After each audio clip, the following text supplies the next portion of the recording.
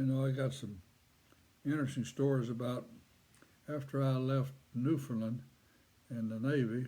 Well, my next station was Morocco, North Africa. I really enjoyed that country. It's a beautiful country, and I had a lot of interesting things to remember on my, I guess, close to a year there. I I had several jobs while I was there. So in the short time I was there, I think I had 5 or 6 different jobs. I think one of my first jobs was they put me in a jeep, and I was trying to find inventory, equipment inventory. Every jeep or every truck or every compressor or concrete mixer, everything had a Navy serial number painted on it.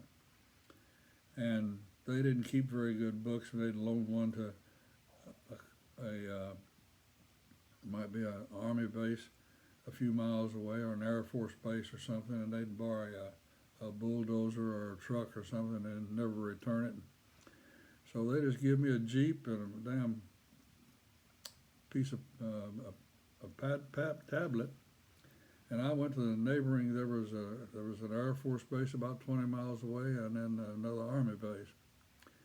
And I'd go there all day long on that base and just drive around. And when I'd see a Navy piece of equipment with a number on it, I'd write it down and record where it was. And I did that for a while until I got what the Navy called a Jeep tailbone. And that was because the seats, I guess, so rough riding in that Jeep. I got a cyst on my rear, on my tailbone, and I had to go to sick bay and have it lanced and drained out, and it was full of just ingrown hairs. It was a mess. They didn't want that heel from the outside. Didn't want to close up the incision with stitches. They wanted to leave it open and let it heal from the inside. So they packed that wound with a wax string and told me to go to the PX and buy a box of Kotex. That's right. I bought a box of Kotex and a Kotex strap, and I wore a Kotex on my tailbone, let it drain. And once a week, every morning, I would go by the sick bay, and they would dress it and take that string out and pack it with new packing and put another Kotex on. Well, what happened during that time, I played football for the base, and we had a championship, North Africa championship game with another base. And we didn't use the dressing rooms, didn't have a dressing room, we just used the barracks, and that was good because you just walked to the field. And so, you talk about a ball game, a tie ball game is a pretty good sign that's a real good ball game, but this ball game I played, it was on a Saturday afternoon, it was 110 degrees, and we played nothing to nothing. That's back when you didn't have ties. I mean, you did have ties. You didn't have to play a ball game off. So our game ended in tie, nothing to nothing. But I'm pretty sure I've set a record. I played a complete football game wearing a Kotex, and I did that. Part of my other job I had while I was there is I was service manager for the base mechanic shop, and I had about 15 or 18 mechanics in the gas department. I had about 9 or 10 mechanics in the diesel shop, and I had 3 men in the tire shop where they changed tires. And I had an interpreter on my elbow everywhere I went, because I think my mechanics spoke 5 different languages, Italian and Jewish and Arab and French and whatever. So if a guy brought a Jeep in to put brakes on it, I'd go back in the shop and find a mechanic, and then my interpreter would tell him whether he was Arabic or Jewish or whatever he was, Italian. My interpreter would tell him to put brakes on the car. I had the interpreter with me all day, every day. And my other job was if they needed a wrecker call, I drove the wrecker. It was parked right there by my shop. And I know once in a while we had the Mediterranean nuclear dump was there. That's where they stored the big atomic stuff, I guess. And when a secret weapon was coming in, the way they would handle it, instead of unloading the airplane at the terminal, they would fly the plane to the end of the runway, and out on the end of the runway and the dirt and the sands out there would be countless foxholes with Marines down in them with machine guns for safety while they unloaded this airplane and put it on a truck. Now, whenever they send something secret in, even the people that was running the show, they didn't know what day this was that. They brought 2 planes in 2 days in a row. One day was a dud and one had the real thing in it. But we treated both of them just like they were the real thing. And they would, once they loaded up in the truck, the MPs would lead them, and then the truck would follow the MPs, and then I'd follow the tail end with a wrecker.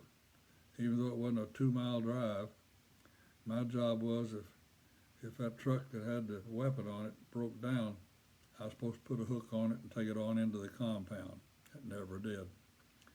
But I drove the wrecker, and then I also, every 4th night was my duty. I had the wrecker, and I slept in a little guard shack with my wrecker, and I was there for a wrecker call any time of the night, during the night. If anybody had a wreck, why, I was called for. I done something while I was there that really, it's unusual and I'm proud of. This compound where the mechanic shop was and where I stayed with my wrecker at night was at the bottom of the hill down by the airport. And to get up to the base where the barracks and everything was, hospital, PX, it was a real steep hill. And at the top of that hill, when you look to the left, why, there was another road coming up from the airport at the intersection there. And you met right at the top of the hill that the 2 roads did. Well, you can't look to the left because there was the commanding officer was big on landscaping. There was a huge, big evergreen tree of some sort with branches all the way down to the ground. So we had all kinds of accidents there. You could try to look down and see what's coming up the hill, and you couldn't see because of this tree.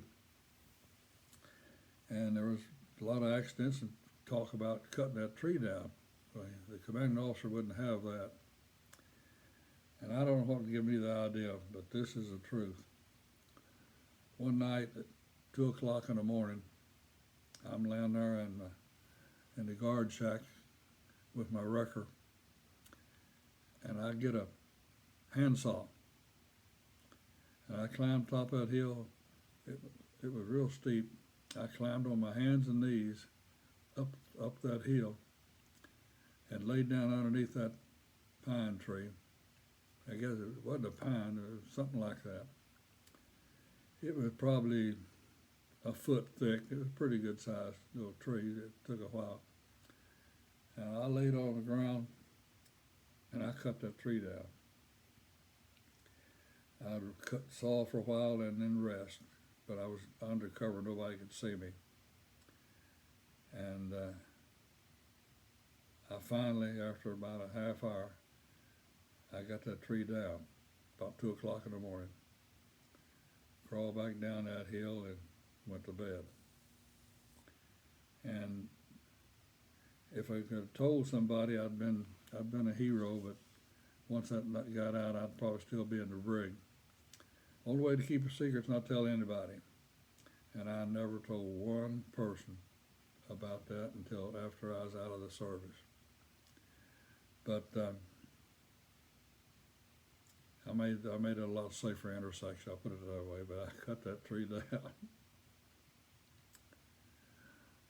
One of my other jobs while I was there was I run the department that issued driver's license. When you came to that base, you had to have Moroccan driver's license. The rules were different and everything. And I'd give written test and driving test. Officers, colonels, whoever came in, they had to answer to me to get their driver's license. And I'd done that for a while. I had a real nice girlfriend. I had a Jewish girl, redhead Jewish girl, handsome, beautiful. I'd say she was 25 or 26, and I was 19 or 20. But she was educated. She could speak 5 foreign languages, and so that's why I got her the job she had. It was such a good job. She was an international telephone operator. You know, back then every phone call had to go through an operator. There wasn't no cell phones then. And she made real good money. She dressed Western style. I mean, people thought she was some serviceman's wife because she didn't dress like the rest of the people. In fact, she had a condo in town. The next door neighbor, her condo was a French colonel, so she was living in the high end of that society. And she was fun, beautiful gal. Thinking about the ball game and my jobs. I guess I pretty well covered everything. If I think of something else, I'll make another recording.